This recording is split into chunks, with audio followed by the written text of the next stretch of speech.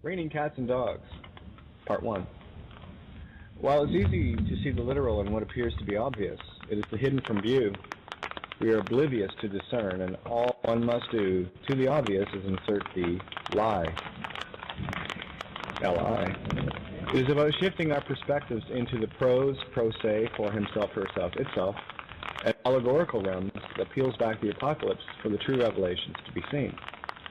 Very few will seek to look deeper into the real meanings of words and prefer to take it at face value, the words of others that did the same before them. It is easiest to perpetuate a lie if it doesn't feel like one, and not one of our creation. We have two roads here, two choices, and that is to be willfully seeking knowledge and willfully seeking ignorance. While some may argue, ego, that being ignorant is not a willful act, any choice made is one done with intent. Any act of knowing ever experienced proves this out, that ignorance must be chosen in the same light as knowledge, since they are both equal and opposite, where neither will or can exist without the other, as its perfect mirror. Ignorance is simply knowing better and not doing so. We have spent lifetimes looking at everything based upon the conditioning of someone else's thoughts and intentions.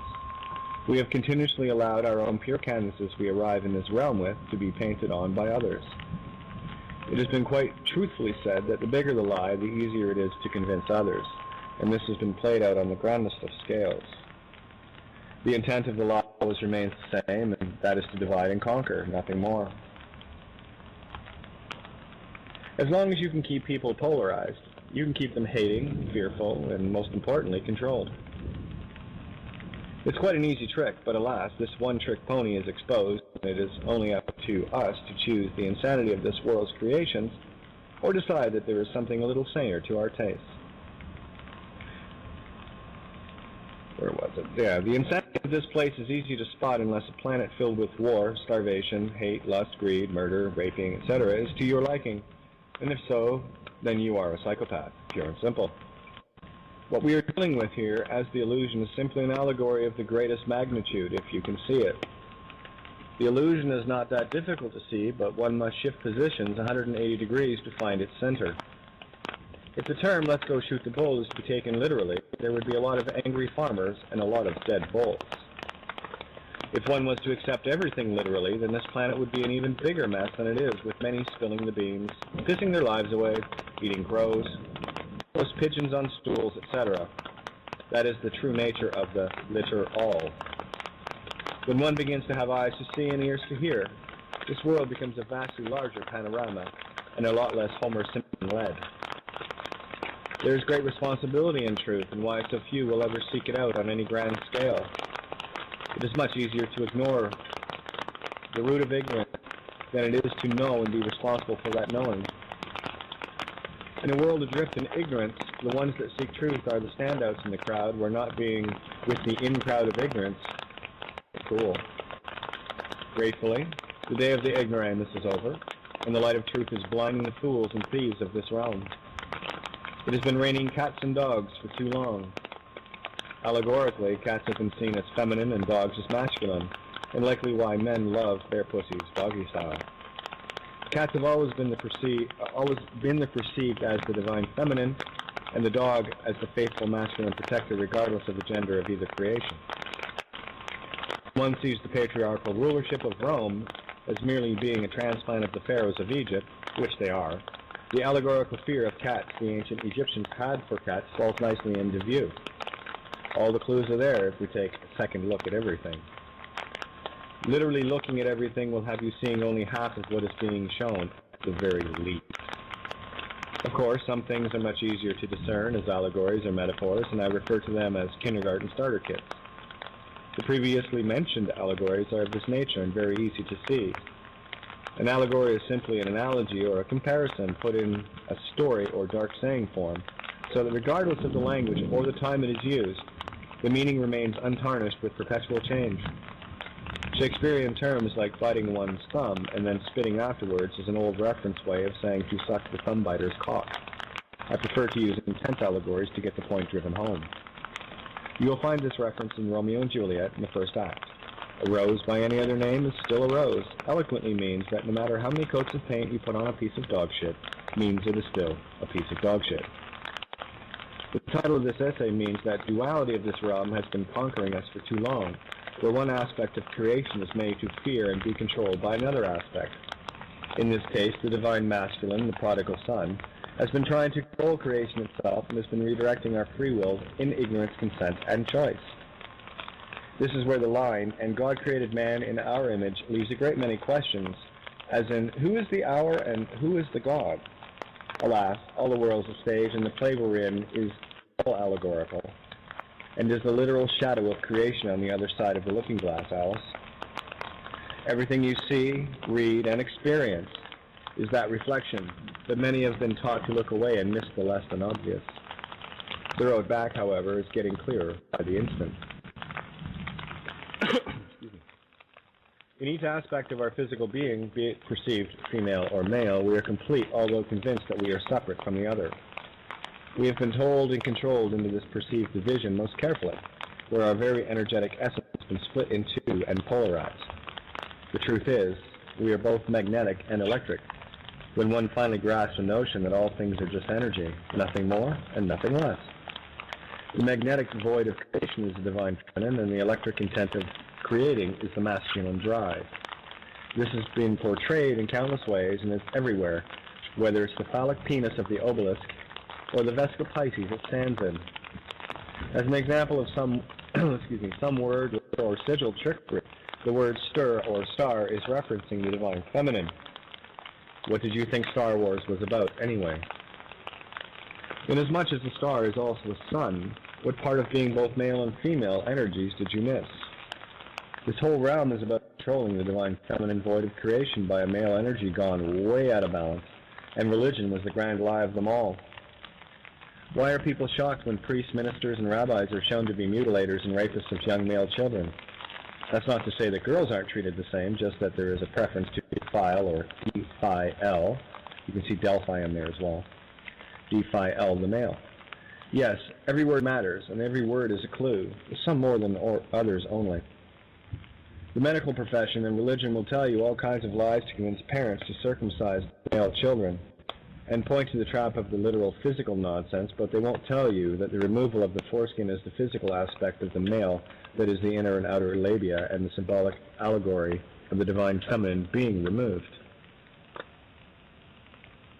There are many physical reasons beyond this, such as keeping the illusion of an erect penis on the male from birth, and to keep them sex-driven and thus expelling the fluids from the spine and brain to keep them from ever waking up, as they spill their seed every chance they get. While this is not true of all males, it certainly explains the sheer volume of porn stores in the Western world. To add insult to injury, the schooling systems teach absolute garbage to the masses, while the chosen intellects are bought off and enter into the controller's realms and taught an entirely different version of reality. In short, the penis foreskin is a physical allegory of the divine feminine shorn from that being. I have long spoken of the word register, and this was the biggest allegory to date for me. I see it everywhere now, and I do mean everywhere. The word register means to rule the divine feminine creative essence, regis, stir. When we register anything, we have willfully given up our divine feminine for another to use to their fancies. This is an ethereal concept, so don't get stuck in the physical illusion about this. Physical is the creation, not the creator. What is physical is past tense, as in created, after the fact of being created. Seeing allegories is simple, not easy, and it requires a rewiring of your perspective, the one that has not been yours for a very long time. These are the true eyes to see, coupled with the true ears to hear. Once that is accomplished, then you have the in voice to ask, and ye shall receive. It begins with the ceasing of worshiping things outside of ourselves, outside of creation herself. Each and every one of us has our own piece of the puzzle, our own purpose, and our things that will resonate the truths we need and seek to find. When you begin to see your own purpose, things become crystal clear. The easiest way to see things is by knowing that everything in existence is both masculine and feminine, positive and negative, electrical and magnetic at the same time in singularity. I like to use the analogy of a coin. When one flips the coin and says head of the dragon or tail of the dragon, one is seeking contrast of duality. Regardless of how the coin hits the floor, it's still a coin. Where the best result would be at landing on its edge, where you can see the head and tail equally. Being a head or tail showing does not diminish the perceived value of the coin, merely the perspective of how one willfully chooses to see it. If you perceive something as right, then you must have the equal and opposite contrast to draw that conclusion as to what may be perceived wrong. Is it right or wrong for a tribe of cannibals to eat another human? Well, according to their perspective, it's sacred and right, but to mine, not something I would willfully choose to do. Only illusions can be built on lies. The castles built on the sand, where truth prefers castles built on the rock allegory. If one is a believer, then one is stuck in the duality of lies versus truth, with the word shown lessly.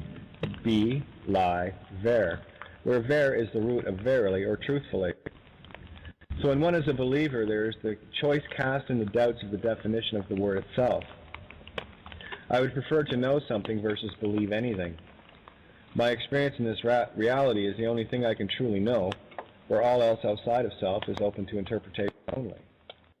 There are no answers in illusions or lies, only further deception where one is left to trust in a false or false idol or icon. Yes, it's all there for all to see if we make the choice to see past the illusions of the physical constructs. All things in the physical realm are simply mimics or copyrights of the spiritual and ethereal mirrors, and why I refer to this place as a mirror reflection. I have seen far too many confirmations for that to be denied any longer, where true knowing of self has come into full view. The biggest test for me was the absolute trust I placed within my own reality against all the standard norms of this run-by-psychos animal farm. I became the 1 plus 1 equals 3 knowing versus the 1 plus 1 equals 2 believer. If one chooses the literal math, one can believe all day long that it does equal 2. But when one gets outside the box ethereally, then one sees the true laws of nature. Cosmic creations and 1 egg plus 1 sperm equals the third being created. That's the trouble with the physical, in that it places limits on all of us in the very nature of its finite construction. The physical realm worships math as outlined in the Masonic G, the banker's tallies, and the pharaoh's pyramids. In short, they worship all things outside of themselves and are trapped in their own game, if they could but see that. We have been poisoned by a light not our own, words not of our creation, and make real all the illusions we stare at. As another example, I have long felt that Ireland is the heart of the divine feminine allegory. I have pored through countless articles, tomes, essays, and books regarding this, pondering, but it didn't take long to piece a few of them together. Even the shape of Ireland herself is resembling the heart. A real one, by the way. She has 4 ventricles, or provinces, and her troubles were in the upper right ventricle called Ulster. Let's look at the other 3. Munster, Leinster, and Connaught, or Munster, Leinster, and Connaught. You got to play with these things. Ulster is a word broken down by the letter, allows a deeper look into its true essence, with U as the international symbol of electricity being masculine, L as the divine essence of the power of creation, the spirit breath called Ro, excuse me, and sorry, clear my throat here, and Stir being the divine feminine stir. It becomes quite clear in this trinity within the upper right higher feminine chamber. The star chamber referred to in Black's Law Magic book is the allegory of the heart of self, with more on that in an essay all by itself. I've always felt that Ireland, the Emerald Isle, is the last remnant of a destroyed Atlantis, being where it is and where it used to be eons ago. It is the color of the heart chakra, or Chak Ra, or the solar plexus. Newgrange is a place dedicated to the seasonal changes, where a little spoke of place called Fornox that is dedicated to Cygnus, the swan. The swan is allegorical for the divine feminine, grace, beauty, and compassion. There is but one door to the last chamber yet to knock, and that is the heart completed. Only in the truest hearts can compassion be found for all creation, not just the selected chosen bits. Ulster is the last chamber with the patriarchal boot still on its throat, but that boot is being severed as the foot of the Pisces with its losing the foothold. The worshippers of Rome, aka Egypt, with their masters ruling from Switzerland, are now in their own fishnet as we climb up Jacob's ladder of the body. As above, so below.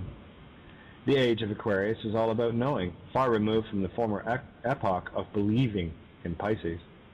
When one begins to see the coincidences and realize finally that they are not coincidences at all, but are the rungs of this ladder, you too will begin to climb out of this illusion. There is only one thing that can make you immortal and finally set you free of this madness, and that is truth. Love is truth where unconditional reigns, not the cats and dogs that war on this plane. You can deny truth all you want, but your heart knows what you must do, and if truth be denied, you deny your own heart, so expect a few troubles of your own. All things for a reason, inasmuch as all things are allegorical fractals of creation itself. All things in all things. It is quite magnificent to behold once your eyes truly begin to open. It is your own heart that beckons you home and nothing else. I have long wearied listening to the many that claim their own awakening, where it has always been a journey for me. I am awakened to some things, not all things, where I choose not to be fooled by my own arrogance of ego proclaiming that I am awake. Upon claiming of a destination, the tricky little bastard has once again conquered you and me with limitations. Infinity is a journey, not a destination, where this ship will take to port only for enough time to rest, gather allegorical supplies, and then press on to the starboards of my own creations, having learned something along the way each and every instant of the now. Of course, to be continued in Part 2.